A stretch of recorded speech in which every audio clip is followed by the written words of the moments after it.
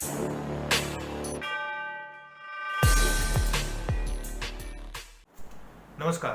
Nationalist view के इस ताज़ा वीडियो में आपका स्वागत है। मैं हूं अरुण आनंद और आज हम बात करेंगे कांग्रेस के राजनीतिक संकट के बारे में। कांग्रेस में जो मौजूदा राजनीतिक संकट चल रहा है वो उसके नेतृत्व को लेकर है। पहले कुछ मूलभूत बातें। कांग्रेस भारत की सबसे पुरानी राजनीतिक पार्टी है। 1885 में इसका गठन हुआ था। 2019 में लोकसभा चुनावों में कांग्रेस की बुरी तरह से हार हुई थी। राहुल गांधी जो उस समय कांग्रेस के अध्यक्ष थे, उन्होंने इस हार के बाद अपने पद से त्यागपत्र दे दिया। उसके बाद सोनिया गांधी को अंतरिम अध्यक्ष के तौर पर नियुक्त किया गया। वो अंतरिम अध्यक्ष 2019 के बाद नियुक्त किया गया। ये एक अस्थायी व्यवस्था है, लेकिन दिलचस्प बात यह कि अब एक स्थायी व्यवस्था में ऐसा लगता है परिवर्तित हो चुकी है, क्योंकि राहुल गांधी अध्यक्ष बनने को तैयार नहीं है। सोनिया गांधी किसी और को अध्यक्ष बनाने के लिए तैयार नहीं है। कांग्रेस दो धड़ों में बटी हुई है। एक धड़ा ये कह रहा है कि हमें गांधी परिवार से मुक्ति चाहिए, और राहुल गांधी का जो नेतृत्व है वो प्रभावी नेतृत्व नहीं है, इसलिए हमें किसी गैर गांधी परिवार के व्यक्ति को अध्यक्ष बनाना चाहिए। इसी बात को लेकर तनातनी चल रही है। पिछले साल 23 नेता ऐसे हैं जिन्होंने G23 नाम के एक समूह का गठन किया। एक अनौपचारिक समूह था कांग्रेस में। इसमें कांग्रेस के कई वरिष्ठ नेता थे। उन्होंने एक पत्र भी लिखा सोनिया गांधी को, और उन्होंने इस बात पर बल दिया है कि कांग्रेस के अंदर राहुल गांधी की जगह किसी और नेता की नियुक्ति अध्यक्ष पद पर की जाए।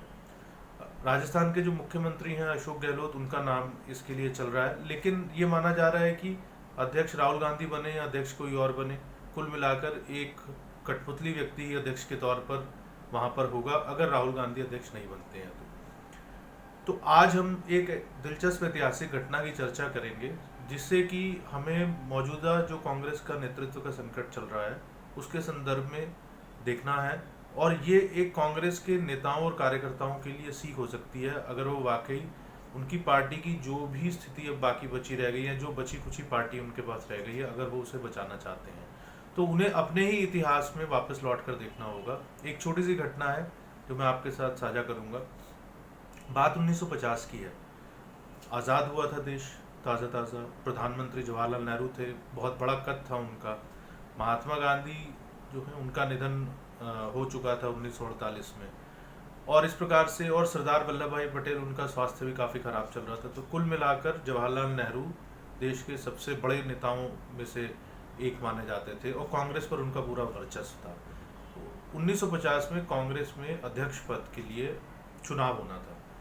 पुरुषोत्तम दास टंडन, जो उस समय यूनाइटेड प्रोविंसेस, संयुक्त प्रांत नाम से एक प्रांत था, उसके एक प्रमुख नेता थे, कांग्रेस के नेता थे, वेटरन फ्रीडम फाइटर थे। उन्होंने ये तय किया कि वो चुनाव लड़ेंगे कांग्रेस के अध्यक्ष पद का। जवाहरलाल नेहरू नहीं चाहते थे कि टंडन वो चुनाव लड़ें और टंडन कांग्रेस के राष्ट्रीय अध्यक्ष बने। उसका प्रमुख कारण ये था जो उन्होंने अपने एक पत्र में लिखा। नेहरू ने टंडन को, जवाहरलाल नेहरू ने पुरुषोत्तम दास टंडन को अगस्त 1950 में एक पत्र लिखा, जिसमें उन्होंने ये कहा कि चूंकि आप, जिसका लब्बो-लुआब ये था, निष्कर्ष ये था कि आप हिंदुओं के पक्ष की बात करते हैं, इसलिए आप सांप्रदायिक हैं और इसलिए आप कांग्रेस का राष्ट्रीय अध्यक्ष बनने के काबिल नहीं हैं। बहरहाल टंडन कमज़ोर आदमी नहीं थे। उन्होंने पूरे दमखम के साथ ये तय किया कि वो चुनाव लड़ेंगे, और नेहरू भले ही जो मर्जी कहते रहें, वो नेहरू की बात नहीं मानेंगे और हिंदुओं का पक्ष भी रखते रहेंगे। नेहरू ने आचार्य JB कृपलानी उनको उनके मुकाबले खड़ा कर दिया, और उसके बाद कांग्रेस में खूब, जिसको आप कह सकते हैं कि जमकर गुटबाजी हुई, लेकिन अंततः नेहरू के तमाम जोर लगाने के बावजूद पुरुषोत्तम दास टंडन चुनाव जीत गए, और उनके जो अपने कैंडिडेट थे आचार्य JB कृपलानी, वो चुनाव हार गए। कुल मिलाकर जितने भी वोट पड़े उसमें 3 उम्मीदवार खड़े हुए थे कांग्रेस के अध्यक्ष पद के लिए। टंडन, पुरुषोत्तम दास टंडन, उन्हें 1306 वोट मिले, 1306।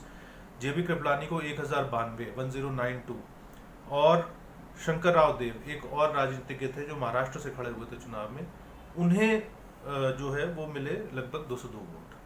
तो इस प्रकार से नेहरू को मुंह की खानी पड़ी। हालांकि नेहरू ने उसके बाद ये सुनिश्चित किया कि वो किसी भी तरीके से पुरुषोत्तम दास टंडन को काम नहीं करने देंगे, और अगस्त 1951, लगभग एक साल बाद जाके उन्होंने कांग्रेस की वर्किंग कमेटी से इस्तीफा दे दिया। इससे पहले नेहरू ने बहुत, आप कह सकते हैं कि टेंट्रम्स जो है अपने दिखाए।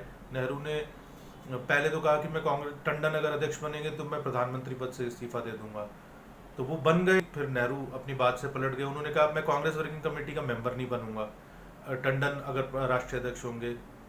थोड़े समय बाद उस पर भी पलट गए और कहा कि अच्छा मैं बन जाता हूँ। फिर कांग्रेस वर्किंग कमेटी की पहली मीटिंग हुई जब टंडन अध्यक्ष थे, तो उसमें नेहरू ने उस मीटिंग को ठीक से चलने नहीं दिया। उसके बाद लगातार टंडन के काम में वह अड़ंगे लगाने की कोशिश करते रहे और अंततः स्थिति इतनी खराब हो गई कि 1951 अगस्त में जवाहरलाल नेहरू ने अपना इस्तीफा दे दिया कांग्रेस वर्किंग कमेटी से, जिसके कारण कांग्रेस की पार्लियामेंट्री पार्टी की मीटिंग बुलाई गई। उसमें जो नेहरू खेमा था उसने ये मजबूर कर दिया पूरी की पूरी कांग्रेस वर्किंग कमेटी को रिजाइन करने के लिए। और अंततः जो पुरुषोत्तम दास टंडन थे उन्हें यह लग रहा था कि पहले आम चुनाव कुछ ही महीने दूर थे और इस प्रकार की आपस के झगड़े से कांग्रेस की छवि बहुत खराब हो रही है और चुनावों में नुकसान हो सकता है। जबकि नेहरू को इस बात की बिल्कुल परवाह नहीं थी, वो सार्वजनिक तौर पर टंडन की आलोचना कर रहे थे और ये जो उनके मतभेद टंडन के साथ थे उसे वो सार्वजनिक तौर पर जाहिर कर रहे थे। लेकिन टंडन ने पार्टी को बचाए रखने के लिए अंततः सितंबर 1951 में इस्तीफा दे दी, यानी कुल 13 महीने का उनका कार्यकाल रहा। और इसके बाद नेहरू तुरंत जैसे ही टंडन ने इस्तीफा दिया तो नेहरू को पार्टी का राष्ट्रीय अध्यक्ष बना दिया गया। और वो दिन है और आज का दिन है, तब से कांग्रेस एक परिवार की जेबी पार्टी बनी हुई है और उसकी 3 पीढ़ियां उस पार्टी को अपनी एक आप कह सकते हैं कि व्यक्तिगत पारिवारिक फर्म की तरह ही हमें कहना चाहिए कि चला रही हैं।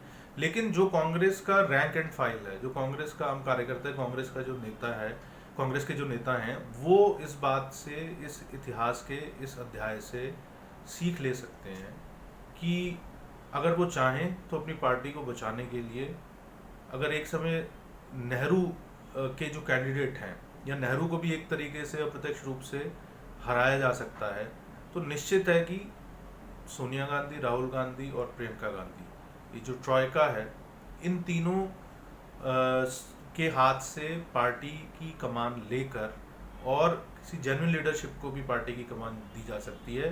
1950 में ऐसा एक प्रयोग हुआ था और सफल हुआ था। और अभी अगर कांग्रेस को अपने आप को बचाना है तो शायद इस इतिहास को उन्हें दोहराने की ज़रूरत है। बहरहाल ये फैसला कांग्रेस के नेताओं और कांग्रेस के कार्यकर्ताओं को करना है। हम केवल उनके साथ इतिहास की कुछ दिलचस्प बातें साझा कर सकते हैं जिनसे वो शायद सीख सकें। तो आज के एपिसोड में इतना ही, जल्दी मिलेंगे नए एपिसोड के साथ। तब तक के लिए नमस्कार। और नेशनलिस्ट व्यू के चैनल को आप सब्सक्राइब ज़रूर करें, शेयर करें, लाइक करें और अगले वीडियो में जल्दी मिलेंगे। नमस्कार।